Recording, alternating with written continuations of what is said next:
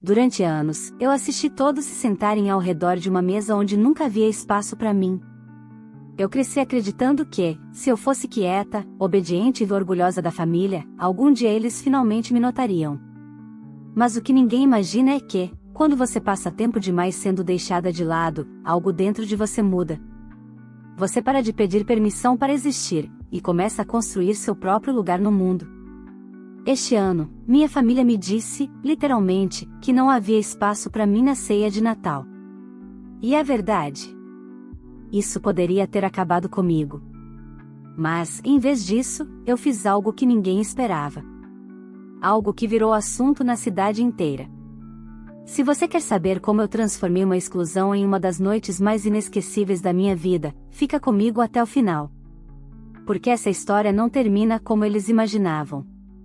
Olá, seja bem-vindo ao canal Histórias Surpreendentes. Curta e se inscreva nesse canal, aproveite e ative as notificações. Comente aqui de qual cidade você está assistindo, vou adorar saber e deixar um coração no seu comentário. Eu nunca fui esquecida por acidente, pelo menos, era o que eu dizia a mim mesma toda vez que meus pais olhavam através de mim como se eu fosse apenas uma sombra passando pela casa. Cresci em Belo Horizonte, numa família que adorava falar de união, tradição e família acima de tudo, mas que sempre tinha espaço sobrando para elogiar e acomodar minha irmã mais velha, Júlia, e nenhum para mim.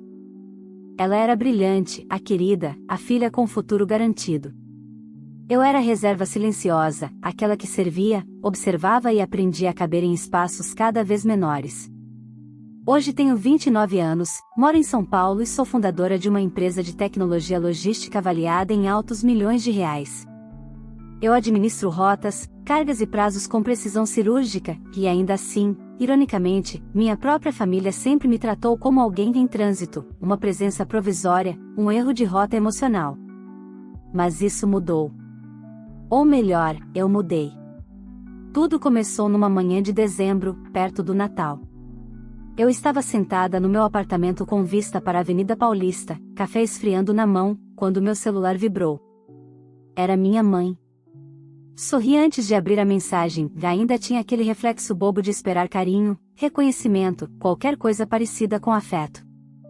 Mas o texto era curto, frio, objetivo, como uma notificação corporativa. Filha, este ano o Natal será só para a família próxima. A casa está cheia. Talvez no próximo ano você venha. A casa deles tinha 5 quartos. E eu era filha deles.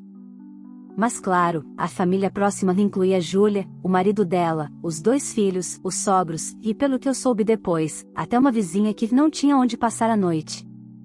Eu, a filha empreendedora que sustentou o próprio destino desde os 18 anos, era a que ficava para depois. A que nunca cabia. Meu coração afundou por um instante, mas algo dentro de mim se reorganizou, como quando um sistema de transporte detecta uma falha e muda automaticamente a rota. Eu respirei fundo, e respondi com um simples, sem problema. Feliz Natal. Mas não era verdade. Havia um problema, e ele se chamava silêncio. Silêncio que durou anos e se infiltrou em todos os natais, aniversários, almoços de domingo e fotos em família onde eu era sempre o borrão no fundo. E naquela manhã, enquanto olhava a mensagem desaparecer na tela, entendi que a exclusão não era mais um acidente ou descuido emocional, era um hábito. Um hábito que eles nunca se preocuparam em rever, porque eu nunca me permiti questionar. Só que desta vez, não haveria mesa dobrável para mim, nem cadeira emprestada num canto. Eu tinha outra rota. Outro destino. Outro plano. Há 3 meses eu havia comprado uma chácara moderna no interior de São Paulo, perto de Atibaia, com jardim aberto, cozinha industrial e uma mesa longa de madeira de demolição que eu mandei fazer sob medida. Quando a vi pronta pela primeira vez, senti um arrepio estranho. Aquela mesa era grande demais para uma só pessoa. Mas naquele dia, eu finalmente entendi por quê. Se eles sempre diziam que não havia lugar, então eu criaria o meu. E o lugar seria grande o suficiente para quem nunca teve um. Eu não faria espetáculo, nem pediria aplausos. Não estava interessada em provar nada para ninguém. Eu só queria oferecer o que eu nunca recebi, um espaço onde ninguém precisasse disputar cadeira para sentir que pertence. Respirei fundo, levantei, abri minha agenda digital e digitei uma frase curta, que parecia pequena demais para o peso que carregava. Ceia aberta na chácara, dia 24, para quem não tem onde passar. Não avisei minha família. Não pedi aprovação. Não precisava. Naquele dia, eu ainda não sabia, mas estava prestes a descobrir algo precioso. Quando a família te fecha uma porta, às vezes o maior presente que você pode receber é a liberdade de construir a sua própria casa. E a sua própria mesa. A ideia parecia simples quando escrevi a frase na agenda digital, mas simples nunca significa fácil. Nos dias que se seguiram, a antecipação cresceu dentro de mim como um fogo silencioso, não de vingança, mas de construção. Uma ceia. Uma mesa cheia. Gente que nunca teve lugar sendo, finalmente, convidada. Era terça-feira quando decidi que precisava organizar tudo com método, a única forma que eu conhecia de dar forma ao impossível. Em logística, improviso é só a fase inicial da tragédia. Abri meu notebook e comecei a planejar como se estivesse montando um sistema de transporte para uma cidade inteira. Lista de compras. Lista de fornecedores. Equipamentos. Gás. Forno industrial. Utensílios. Iluminação. Música. Transporte para quem viesse de longe. E claro, comida suficiente para alimentar 80 pessoas. Talvez 100. No fundo, eu sabia que estava planejando para muito mais. Mas não queria admitir isso ainda. Só que enquanto eu me perdia em tabelas e cálculos, algo em mim latejava. Uma memória antiga, incômoda, insistente. Eu aos 12 anos, na ceia de Natal, segurando um prato de plástico enquanto meus pais reparavam, orgulhosos, no vestido brilhante da Júlia. Eu tentando comentar algo sobre minha apresentação da escola, mas sendo interrompida antes de terminar a frase.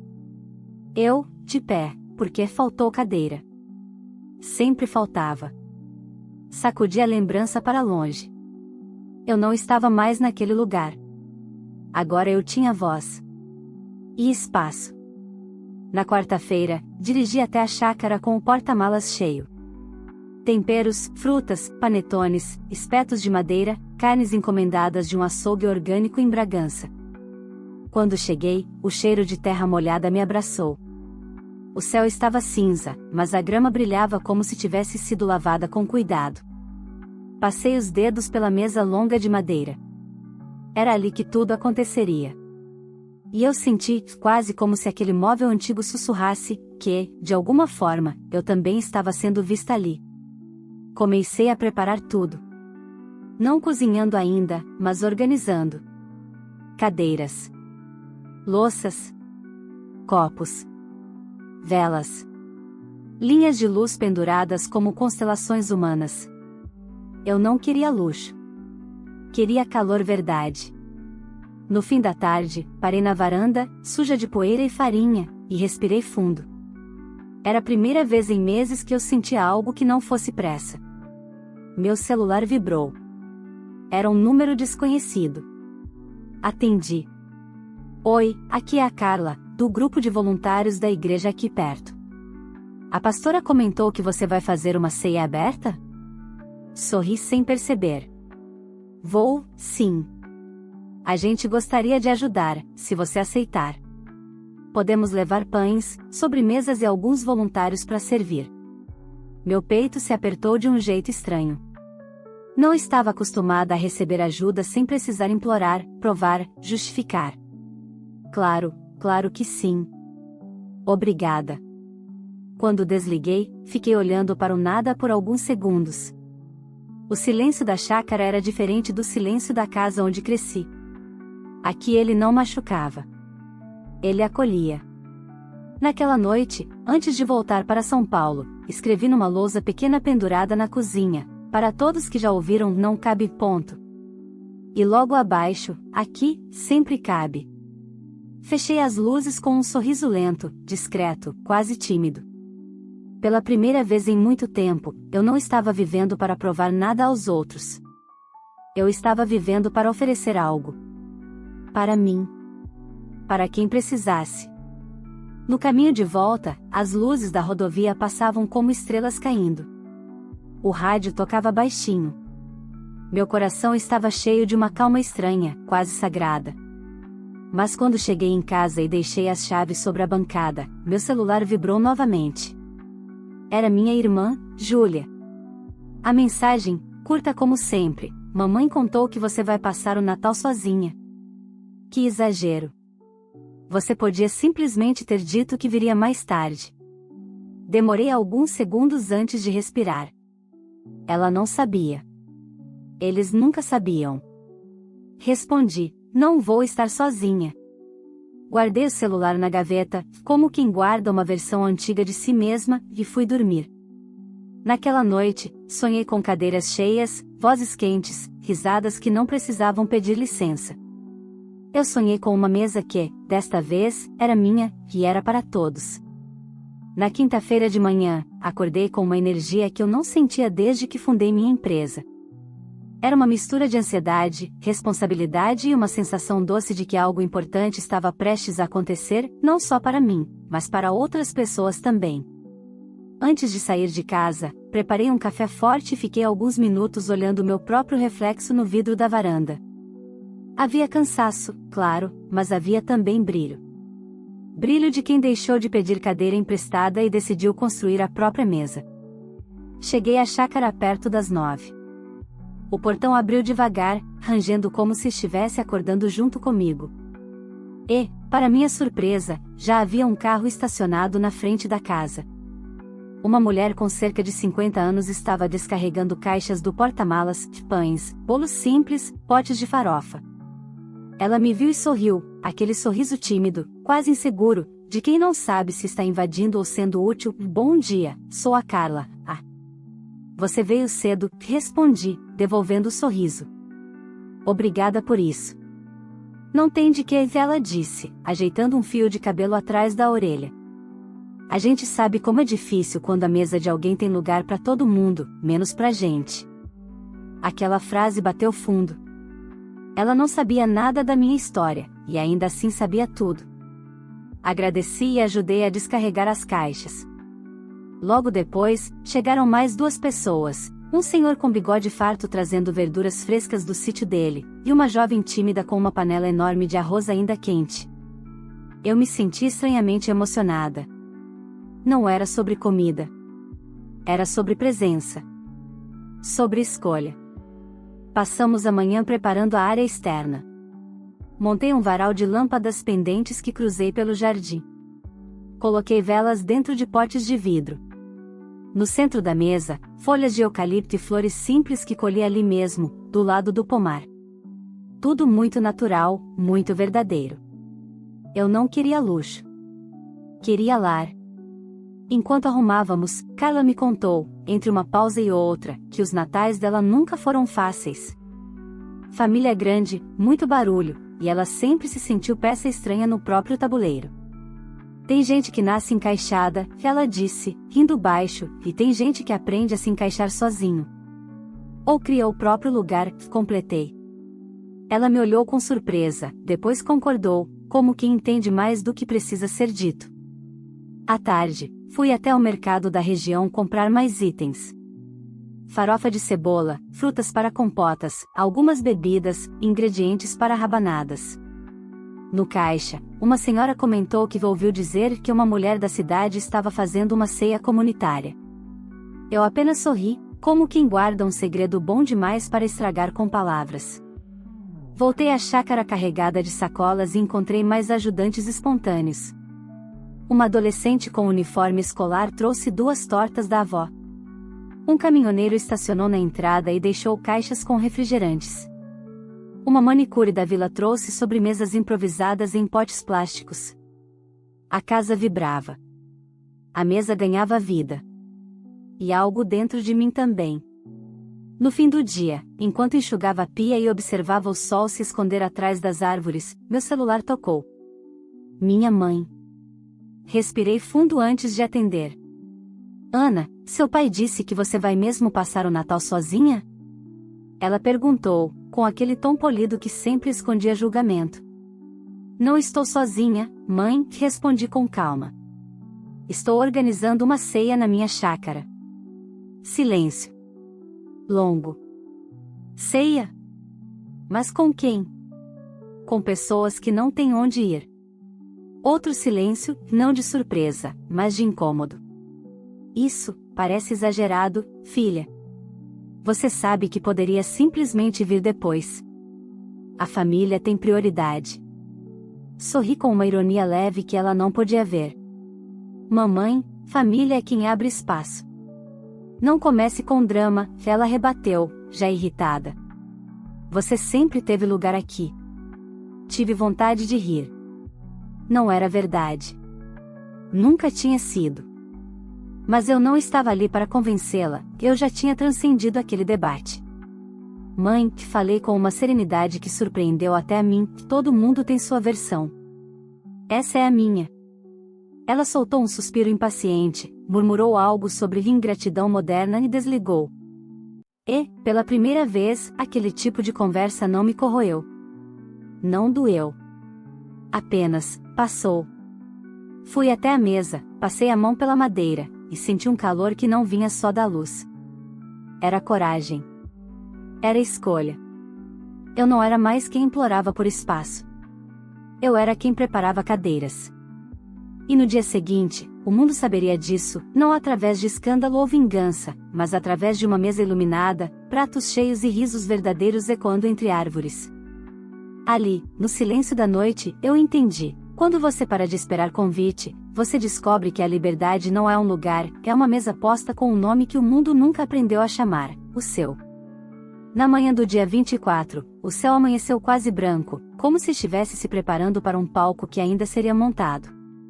Acordei antes do despertador, o coração acelerado, mas leve, como se algo dentro de mim finalmente tivesse entendido o caminho. Peguei o carro e dirigi até a chácara com as janelas meio abertas, sentindo o vento da estrada misturar perfume de eucalipto com cheiro de manhã nova. Quando dobrei a entrada do portão, já havia movimento. 2 rapazes descarregavam caixas, uma senhora ajeitava toalhas e Carla pendurava pequenos enfeites feitos de papel reciclado. A cena me atingiu com força, eu tinha crescido acreditando que pertencimento era um prêmio concedido pelos outros. Naquele instante, eu entendia que pertencimento também podia ser construído, e que eu estava construindo o meu com mãos que um dia só seguraram a ausência. Bom dia! Gritei, rindo. O Natal chegou mais cedo aqui, respondeu Carla, erguendo uma garrafa de álcool em gel como se fosse um troféu. Entramos no ritmo natural das coisas. Temperos sendo triturados. Frutas cortadas. Panelas ganhando vida. Músicas natalinas brasileiras com sanfona e violão enchendo o ar, alternando com sambas antigos e sertanejo raiz tocando baixinho, como se o rádio também soubesse que aquela casa precisava respirar vida. Enquanto mexia uma panela de arroz com açafrão, lembrei do meu último Natal em casa. Júlia correndo com as crianças, minha mãe gritando para que ninguém sujasse o sofá branco, meu pai na varanda elogiando o genro como se ele fosse um milagre humano. E eu, segurando uma taça, sorrindo para fotos onde aparecia só pela metade. Eu levantava, ajudava, servia, arrumava, e ninguém percebia. Nem eu percebia o quanto aquilo me feriu até anos depois. Mas ali, mexendo uma panela enorme, com cheiro de alho refogando, eu percebi algo diferente, não era só sobre eles não me verem. Era sobre eu finalmente me enxergar. Às 2 da tarde, o lugar estava pronto. Mesas compridas no gramado, luzes penduradas entre as árvores, cadeiras alinhadas, travessas esperando por mãos e histórias. As sobremesas já começavam a ocupar um canto inteiro, rabanadas polvilhadas com açúcar e canela, manjar branco, pavê, panetones caseiros, tortas de banana. Uma moça jovem, talvez com 19 anos, apareceu na entrada tímida, segurando uma sacola com 2 refrigerantes dentro. Eu posso ajudar? Claro, respondi, sorrindo. Aqui todo mundo cabe. Ela relaxou os ombros, como se uma vida inteira tivesse pesado ali. Pouco depois chegou um senhor com uma cesta simples de frutas, depois uma família com 2 crianças tímidas, uma enfermeira do pronto-socorro da região que saiu do plantão direto para ali, ainda com a marca da máscara no rosto. Eles não vinham apenas comer. Eles vinham existir. E antes que eu percebesse, já éramos quase 50 pessoas circulando pela chácara, rindo, contando histórias, cortando pão, provando caldos. Então, meu celular vibrou. Era meu pai. Ignorei. Continuei mexendo uma travessa. Vibrou de novo. E de novo. Respirei fundo, enxuguei as mãos no avental e atendi. Alô? Ana, sua mãe está preocupada. A vizinha comentou que você está fazendo uma ceia para desconhecidos, e ele disse, num tom que misturava incredulidade e crítica. Estou sim, respondi, firme. Uma ceia aberta. Isso parece, ele hesitou, desnecessário. Você podia simplesmente ter vindo e evitado essa situação. Sorri, olhando para a mesa iluminada pelo sol, o barulho de risos vindo do fundo da chácara. Pai, às vezes evitar situações significa evitar a si mesmo. Silêncio. Ele pigarreou. Não fale assim. Sua mãe ficou magoada. Eu também fiquei, respondi calmamente. Por muitos anos.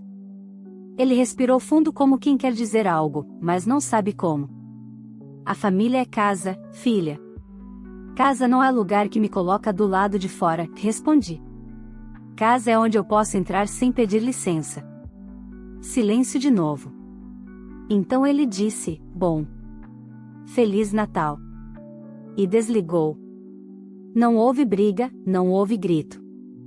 Mas pela primeira vez naquela relação, senti que as cartas estavam sobre a mesa, e que eu não era mais a menina que esperava convite.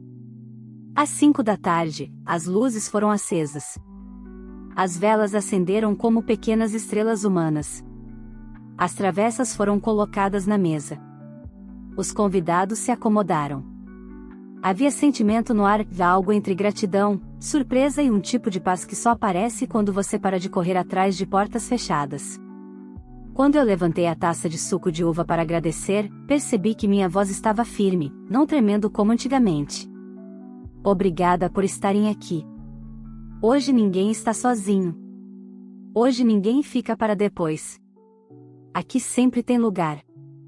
As pessoas bateram palmas. E naquele som ecoou uma verdade que eu levei 29 anos para aprender: eu não precisava ser escolhida para pertencer. Eu só precisava abrir as portas e deixar a luz entrar, para mim, e para quem nunca teve onde se sentar.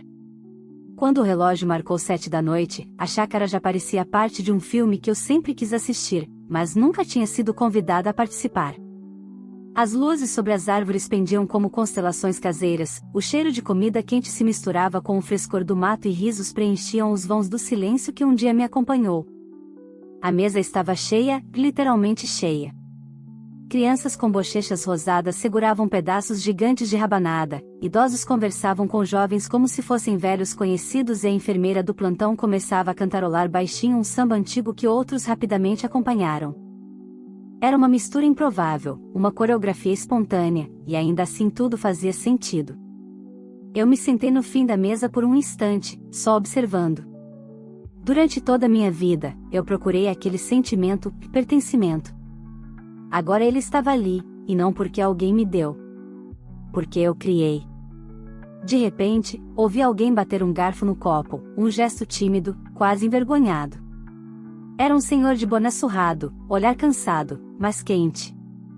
Posso falar uma coisa? Ele perguntou, meio pedindo permissão, meio já falando. Claro, respondi, sorrindo. Ele pigarreou, levantando-se com esforço. Eu perdi minha esposa tem 3 anos. Desde então, o Natal sua voz falhou, mas ele continuou, é só mais um dia. Hoje, eu lembrei como é ouvir risada perto. Como é sentir cheiro de comida que não veio de marmita. Como é olhar para a mesa e ver gente. Obrigado. Houve silêncio por um momento.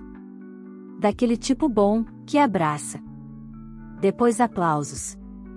Palminhas tímidas viraram uma salva de palmas tão sincera que eu tive que piscar rápido para segurar as lágrimas. E então, como se um fio invisível tivesse sido puxado, outros começaram a falar.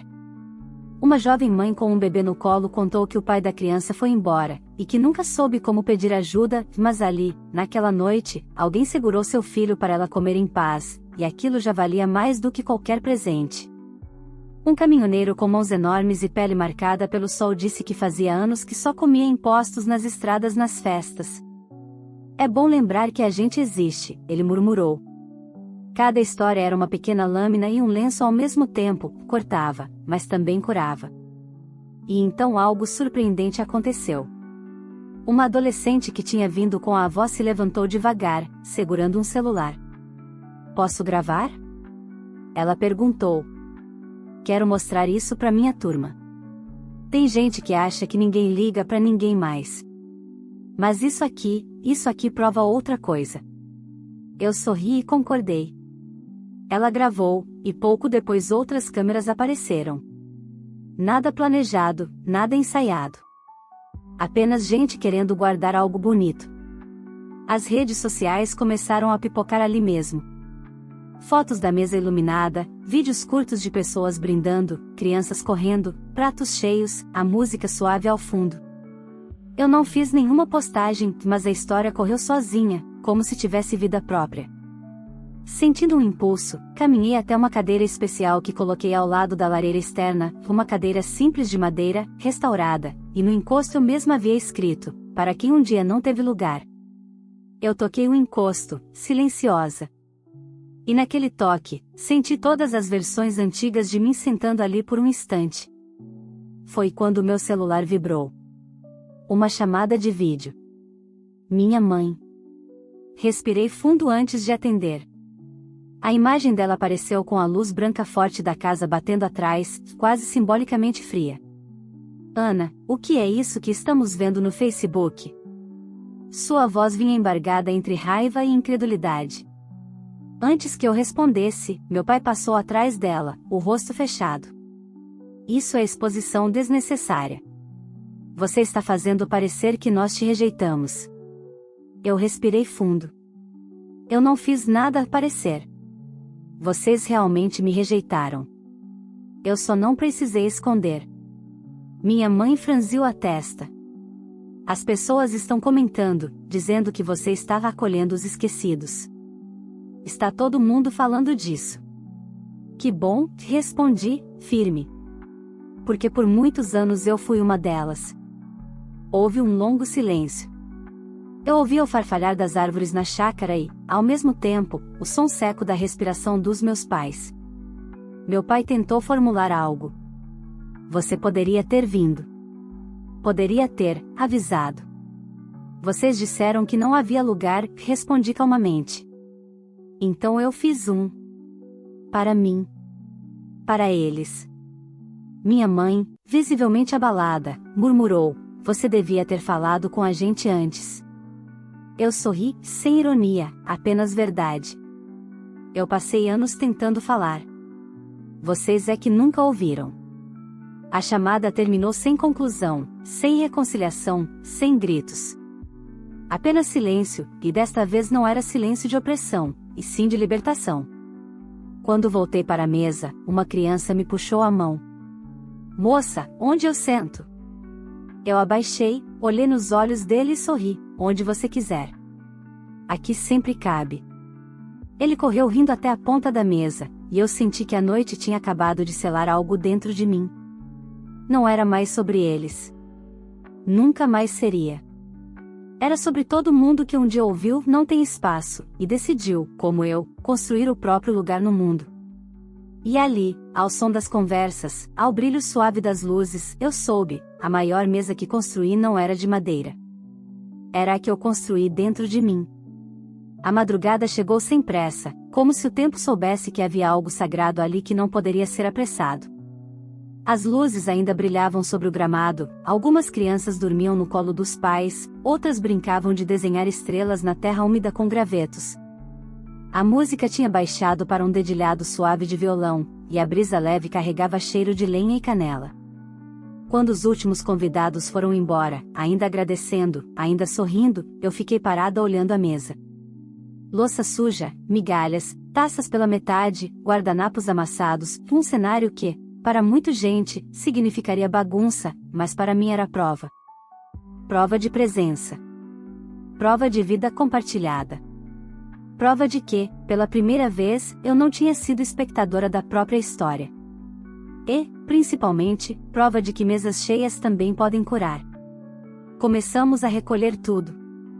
Os voluntários insistiam em ajudar, mesmo cansados, mesmo com olheiras, mesmo com as mãos trêmulas de tanto carregar pratos e panelas. A Carla me abraçou antes de ir embora. Não um abraço educado, um abraço inteiro, daqueles que dizem eu te vejo. Obrigada por hoje, ela murmurou, e eu soube que ela não estava falando da comida. Depois que todos foram, sentei no degrau da varanda com uma xícara de chá quente. O silêncio da madrugada era profundo e confortável, como um cobertor que alguém coloca sobre você quando percebe que dormiu no sofá. Olhei para o céu e me vi pequenininha diante de tantas estrelas, mas ao mesmo tempo, de alguma forma, inteira. Meu celular vibrou. Uma notificação atrás da outra. Vídeos compartilhados. Postagens marcando a chácara. Pessoas comentando, quem dera o mundo tivesse mais mesas assim. Chorei vendo esse vídeo. Isso sim é Natal. Quando o sangue não acolhe, o amor encontra jeito. Cada mensagem era um lembrete de que amor não é obrigação, é escolha. E naquela noite, eu tinha escolhido acolher, e, sem perceber, tinha sido acolhida também. Fechei o celular, deixando a tela apagar devagar como um suspiro. Não queria me perder no brilho digital quando ali, diante de mim, havia outro tipo de luz, mais suave, mais verdade. A luz de quem enfim se encontra. No dia seguinte, 25 de dezembro, acordei com o barulho suave dos pássaros e o cheiro de café novo.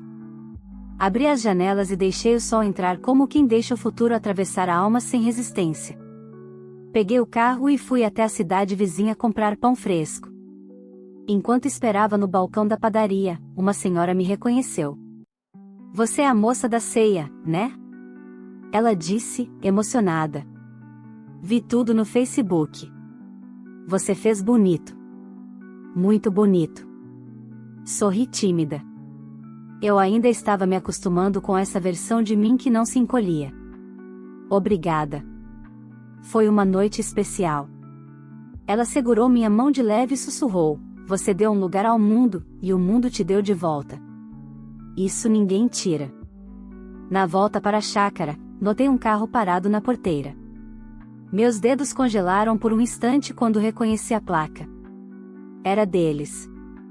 Meu coração bateu alto, mas não correu. Eu já não era mais a menina que tremia ao imaginar ser vista. Caminhei até o portão e encontrei meus pais ali, parados, quase deslocados entre árvores e pássaros. Minha mãe segurava uma sacola com rabanadas caseiras. Meu pai, mãos no bolso, tentava parecer firme, mas os olhos entregavam uma vulnerabilidade que eu não lembrava de ter visto nele. Bom dia, eu disse, neutra, mas não fria. A gente, minha mãe começou, mas a voz falhou. A gente veio trazer isso.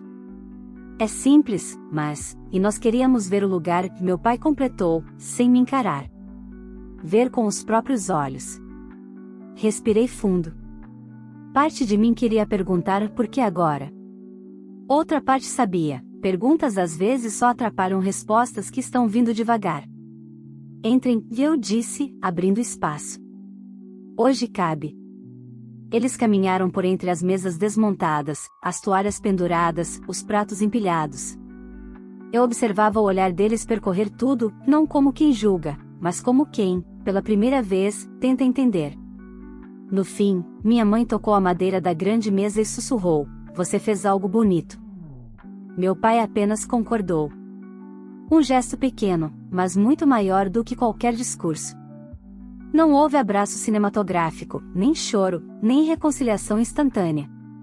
Houve algo mais real, reconhecimento. E às vezes isso basta para o primeiro passo. Eles não ficaram muito tempo. Quando foram embora, minha mãe olhou para mim e disse, Feliz Natal, filha. E eu respondi, sincera, Feliz Natal. Quando o carro deles sumiu na estrada, eu sentei de novo na varanda, tomando o resto do café. O mundo estava quieto, mas eu não estava sozinha. Eu nunca mais estaria. Porque naquela chácara, naquela mesa, naquela noite, eu tinha aprendido a maior lição da minha vida: se a mesa onde você nasceu nunca teve lugar para você, construa outra. E deixe a porta aberta. Alguns vão entrar. Outros vão apenas ver. Mas, principalmente, você vai se encontrar ali, na cadeira que você mesma colocou, no espaço que você mesma criou. E ninguém, nunca mais, vai conseguir te convencer de que você não merece sentar. Se você chegou até aqui, me conta, você teria feito o mesmo que essa protagonista?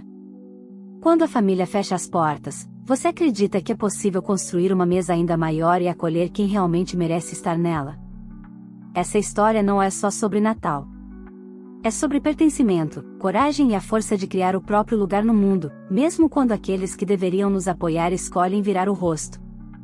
Se essa mensagem tocou seu coração, eu te peço uma coisa bem simples, mas que ajuda muito o canal a crescer: curta esse vídeo. Se inscreva no canal. Ative as notificações e compartilhe com alguém que também precisa ouvir essa história hoje. E agora quero te ver aqui nos comentários: você faria o mesmo que ela fez? E me diz também de qual cidade você está me assistindo, para eu deixar um coração no seu comentário. A sua participação é o que mantém este espaço vivo e cheio de histórias transformadoras como essa. Obrigada por assistir, e nunca esqueça: se não te der um lugar, construa a sua própria mesa.